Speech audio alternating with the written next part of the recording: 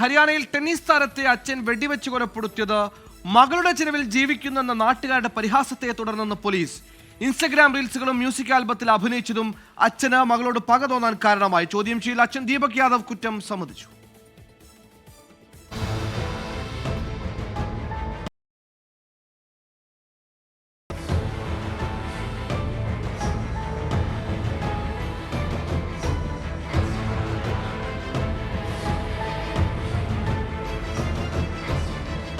Tennis കളിക്കിടെ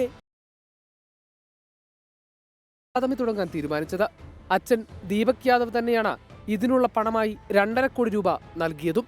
എന്നാൽ മകളുടെ ചെലവിലാണ് ജീവിക്കുന്നതെന്ന് നാട്ടുകാർ പരിഹസിച്ചതോടെ ദീപക് അസ്വസ്ഥനായി. തുടർന്ന് അക്കാദമി അടയ്ക്കണമെന്നാവശ്യപ്പെട്ടെങ്കിലും മകൾ വിസമ്മതിച്ചു. കൂടാതെ സമൂഹ മാധ്യമങ്ങളിലും സജീവമായിരുന്നു രാധിക. അടുത്തിടെ സുഹൃത്തുമൊത്ത് അടുത്തിടപഴകുന്ന സീനുകളുള്ള ആൽബം സമൂഹ മാധ്യമ അക്കൗണ്ടിൽ നിന്ന് നീക്കണമെന്ന് പിതാവ് ആവശ്യപ്പെട്ടിരുന്നു. ഇതിനെ ചൊല്ലിയും ഇരുവരും പലതവണ തർക്കമുണ്ടായി. ഇൻഫ്ലുവൻസർ ആകണമെന്ന രാധികയുടെ ആഗ്രഹത്തോടും അച്ഛന് വിയോജിപ്പുണ്ടായി.